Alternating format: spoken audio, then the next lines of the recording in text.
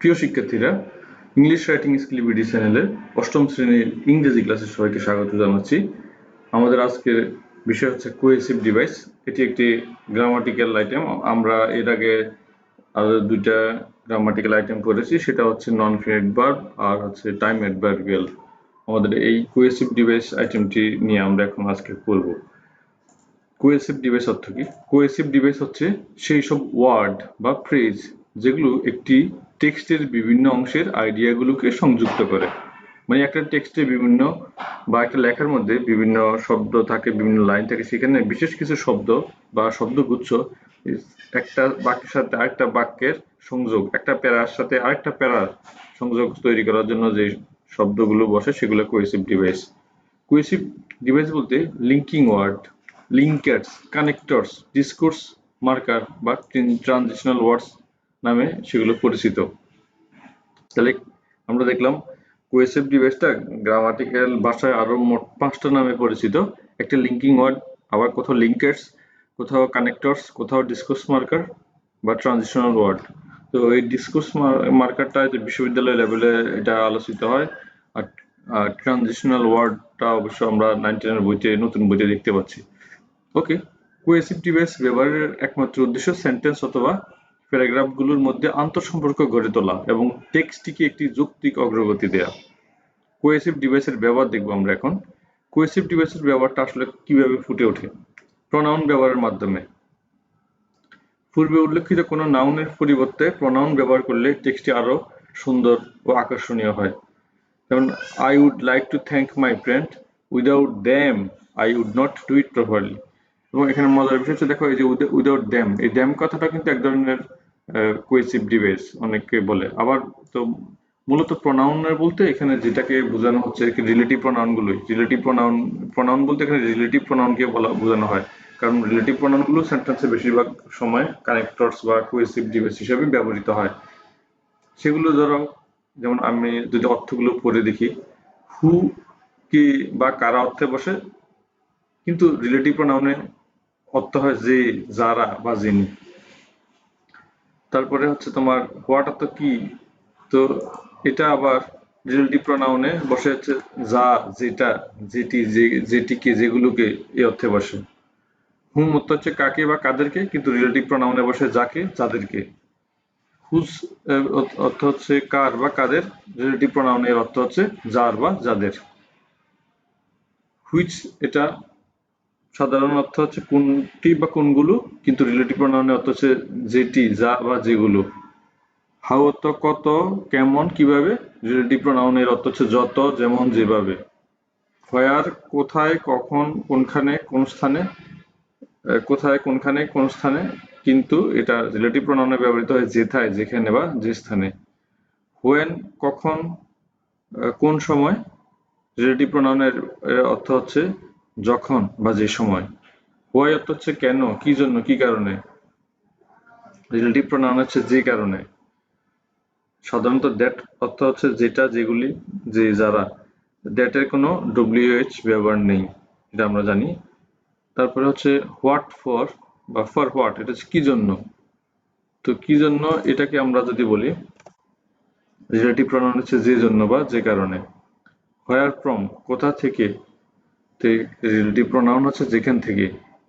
By হুম, কার দ্বারা, এটা relative pronoun হচ্ছে যার দ্বারা। হোয়াট টাইপ অফ, কি ধরনের, রিলেটিভ প্রনাউন হচ্ছে যে ধরনের।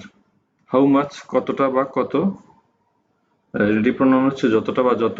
হোয়াট টাইম, কত সময়, রিলেটিভ প্রনাউন হচ্ছে যত সময় বা যে সময়। হাউ ফার, কত দূর, আর রিলেটিভ প্রনাউন হচ্ছে যত দূর, এই অর্থে বসে। আচ্ছা, উপরের আলোচনা থেকে আমরা দেখতে পাচ্ছি ক এর স্থানে জ বসিয়ে দিলে তার রিলেটিভ প্রনাউন হয়, আর রিলেটিভ প্রনাউনগুলো সবসময় আমাদের কোহেসিভ ডিভাইস হিসেবে ব্যবহৃত হয়। যেমন আমি যদি এখানে ধরো এই বাক্যটাকে লিখি, কি কারণে, কিভাবে, যে কারণে মানে বসে। যেমন এটাকে যদি আমি বাক্য লিখি, I know the reason, I know the reason why he comes here. আমি সেই কারণটা জানি তিনি এখানে কেন এসেছেন। I know the reason why. I know the reason, আমি কারণটা জানি। Why, যে কারণে he comes here, সেই কারণটা আমি জানি যে কারণে। তাহলে আমরা এতক্ষণ যে বারবার বলছি যে রিলেটিভ প্রোনাউনে কি রকম ব্যবহার হয় আর সাধারণ বাক্যে কেমন ব্যবহার হয়, এই যে হোয়াই অর্থ দেখলাম আমরা এখানে কি ঠিক কি জন্য কি কারণে না হয় যে কারণে, আমি জানি যে কারণে তিনি এখানে আসছেন। ঠিক আছে, তারপরে আমি যদি জানি, এই যদি আমরা বলি আই অথবা the man told me how he went to USA 10 years back. দেখো এই যে এখানে এই কথাটা আমরা যদি দেখি, দ্য ম্যান টোল্ড মি, লোকটা আমাকে বললো, how he went to USA 10 years back, আমাকে বললো যে গত 10 বছর আগে তিনি আমেরিকা কিভাবে গেলেন। তিনি আমাকে বললেন যেভাবে, দেখো এখানে যেভাবে শব্দটা দেখো, এই যে যেভাবে, তিনি আমাকে বললেন যেভাবে তিনি ইউএসএ গেছেন সে 10 বছর আগে। ঠিক আছে, তাহলে আমরা দেখলাম যে রিলেটিভ প্রোনাউন গুলো হচ্ছে ডব্লিউএইচ ওয়ার্ড গুলো রিলেটিভ প্রোনাউন হতে বসে আর দ্যাটটা রিলেটিভ প্রোনাউন হতে বসে। আশা করি তুমি এবার বুঝতে পেরেছো। ঠিক রিলেটিভ প্রোনাউন গুলো সাধারণত যেটা অর্থটা পরিবর্তন হয়ে যায়, যেটা কিভাবে হয়ে গেছে যেভাবে, কেমন হয়ে যাবে যেমন। আচ্ছা, এই আলোচনাটা আমরা করলাম। এখন আমরা আসি কনজাংশন ব্যবহারের মাধ্যমে কিভাবে কোহেসিভ ডিভাইসের কাজটা হয়। কনজাংশন হচ্ছে সেই সব ওয়ার্ড যেগুলো একটি টেক্সটে বিভিন্ন ওয়ার্ড, ফ্রেজ এবং ক্লজকে সংযুক্ত করে। ইংরেজি গ্রামারে অধিক ব্যবহৃত কনজাংশনগুলো হচ্ছে ফর, এন্ড, নর, বাট, অর, ইয়েট, সো, এগুলোকে সংক্ষেপে বলেছে ফ্যান বয়েস। তো এটার উদাহরণটা যদি আমরা দেখি, I like to talk to people and know about different lifestyle but I don't like to travel. So by, আমরা এখন যদি দেখি,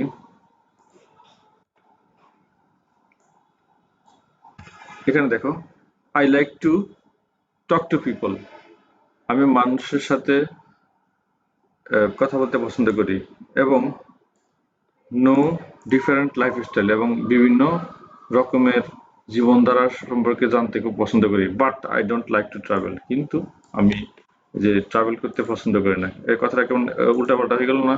পছন্দ করে একটা, কিন্তু মানুষের লাইফস্টাইল জানতে চায় কিন্তু আবার মানুষের সাথে মিশতে চায় না। এই যে এই জন্য বিপরীত অর্থ, বিপরীত কথা, এই জন্য বাট বা কিন্তু বসছে। এখানে এন্ডটাও একটা কনজাংশন এবং কোহেসিভ ডিভাইস, বাটটাও একটা কোহেসিভ ডিভাইস। আচ্ছা, কানেক্টরস বা লিঙ্কিং ওয়ার্ড বা ফ্রেজের ব্যবহার। টেক্সটকে অর্থপূর্ণ করার ক্ষেত্রে কানেক্টরস গুরুত্বপূর্ণ ভূমিকা পালন করে। কানেক্টরসের একটা দীর্ঘ তালিকা রয়েছে। নিম্নে কিছু কানেক্টরস বা কানেক্টরসের লিস্ট বা তালিকা দেওয়া হলো এবং সেগুলোর ব্যবহার দেওয়া হলো।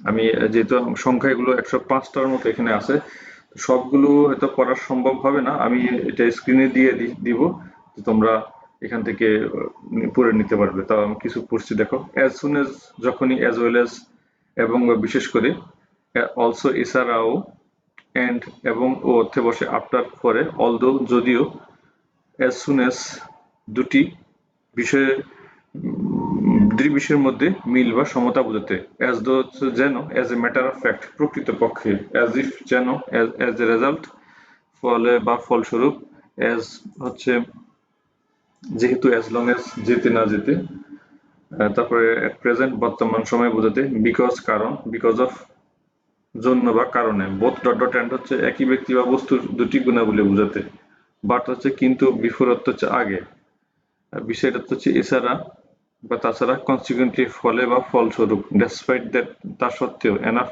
যথেষ্ট, আইদার অর হয় এটা না হয় ওটা, দুইটা বিষয়ের মধ্যে একটিকে স্বীকার করা, ইভেন ইফ অর্থ হচ্ছে যদিও, ফর অর্থ হচ্ছে জন্য, ফর এক্সাম্পল উদাহরণস্বরূপ, ফার্দার মোর তাছাড়া, ফর ইনস্ট্যান্স উদাহরণস্বরূপ, হার্ডলি ডট ডট হোয়েন সঙ্গে সঙ্গেই, হ্যান্স অতএব বা সুতরাং, হাউএভার কিভাবে, হাউএভার বা যাই হোক বা যেভাবে হোক অর্থে বসে।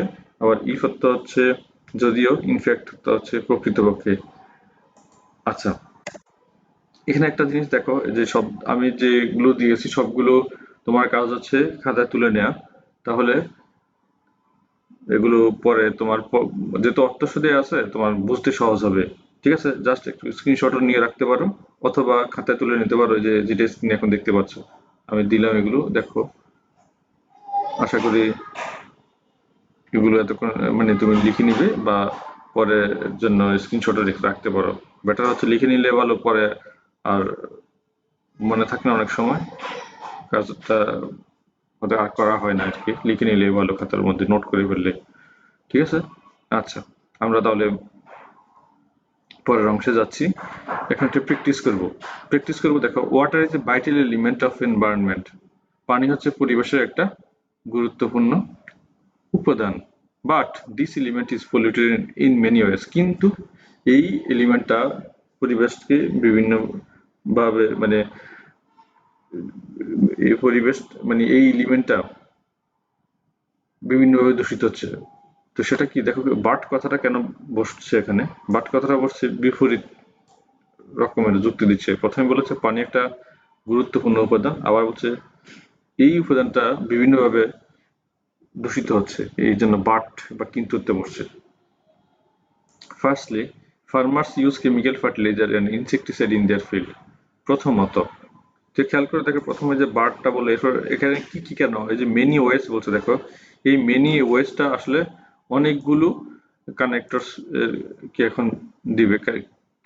কিভাবে, এই প্রথমত এইভাবে দিচ্ছে, ওয়েন একটা একটা দিল, এরপরে সেকেন্ডলি দেখো সিরিয়াল বলছে, ফার্দার মোর, ফাইনালি অ্যাগেন, এই যে একটা সিরিয়াল দিচ্ছে। যখন আহ, আসলে কানেক্টরসটা বের করতে হয় কিভাবে, বাক্যের অর্থ বুঝলে অনেকভাবে এটা বের করা যায়। তো একটা বুদ্ধি হচ্ছে, সাধারণত কানেক্টরস গুলো কমা দ্বারা, সেন্টেন্স শুরুতে থাকলে কমা দ্বারা আলাদা থাকবে। এটা তুমি দেখি হয়তো বুঝতে পারবে। এটা একটা টেকনিক এটা বের করার। আর সেন্টেন্সের ভিতরে হলে এন্ড অর, যেমন এই যে এন্ড, এটা এক ধরনের কনজাংশন বা কানেক্টরস। ঠিক আছে, কারণ হচ্ছে এটা দুটি শব্দকে আবার দুটা বাক্যকে যুক্ত করেছে এখানে। মূলত এখানে এখানে একটা ফ্রেজ দেখতে পাচ্ছি, সামনে একটা ফ্রেজ আছে, অথবা বাক্যের দুইটা বাক্যের অংশকে এক করা হয়েছে এবং অর্থে। তো এইভাবেই আমরা জানি যে কানেক্টরস গুলো বা কোহেসিভ ডিভাইসটা কাজ করে। তারপর দেখি, দেখো প্রথমত কৃষকরা এখানে কেমিক্যাল ফার্টিলাইজার ব্যবহার করে এবং ইনসেকটিসাইড যেটা কীটনাশক ব্যবহার করে ক্ষেতের মধ্যে। এতে করে পানিটা দূষণ হচ্ছে। হোয়েন, যখন rain and flood wash away this chemical, they get mixed with water in rivers and canals and ponds।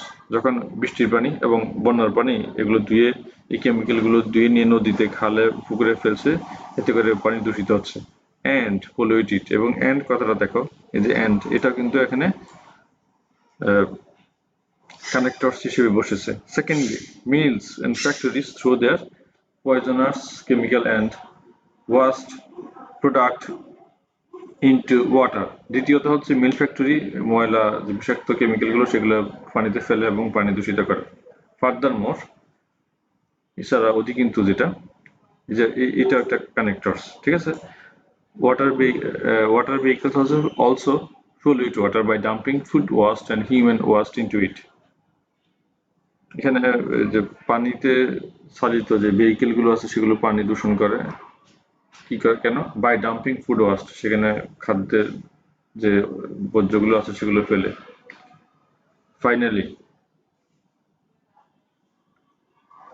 অবশেষে, insanitary latrine and unsafe drain also contribute to water pollution. এখানে যে অনিরাপদ যে ওয়াশরুম গুলো, ল্যাট্রিন গুলো সেগুলো, এবং অনিরাপদ কিছু তোমার ড্রেন আছে যেগুলোতে ঢাকনা থাকে না, সারাক্ষণ ময়লা পড়ছে সেগুলোতে, সেই পানিটা আবার বৃষ্টির কারণে বেশি গিয়ে পানিটা পুকুরে যাচ্ছে বা খালে যাচ্ছে, ওখানে গিয়ে পানি নোংরা করছে। Water is called life, so we cannot allow this pollution to continue.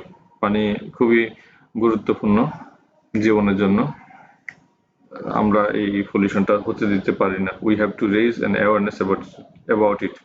আমাদের একটা সচেতনতা বৃদ্ধি করা দরকার। In this respect, therefore, moreover, laws should be enforced strictly. Dash we fail to check water pollution, we will suffer। আচ্ছা, এখানে আমরা দিতে পারি এখানে ইফ অর্থে বসতে পারে, ঠিক আছে? দেখো ইফ অর্থে বসতে পারে অথবা ইন কেস অর্থেও বসতে পারে। দুইটা কানেক্টরস আমরা এখন বসালাম, অর্থ অনুযায়ী বাক্যটা এখানে কানেক্টরসটা বসবে।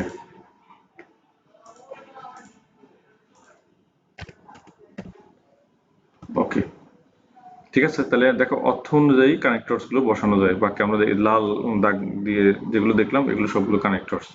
তো এখন কোহেসিভ ডিভাইসটা যে ব্যবহৃত হয়েছে, কেন ব্যবহৃত হয়েছে সেটা বলতে হবে। বাটটা কেন ব্যবহৃত হয়েছে, বাট ব্যবহৃত হয়েছে, পারপোজটা কি? পারপোজটা হচ্ছে to introduce something in contrast or unexpected. কোনো কিছু আহ, অপ্রত্যাশিতভাবে যদি বা বিপরীতভাবে কোনো তথ্য দিলে তখন বাট বা কিন্তু ব্যবহৃত হয়। ফার্স্টলি কখন বসে? টু শো সিরিয়াল, কোনো কিছু সিরিয়াল দেখাতে প্রথমত বসে।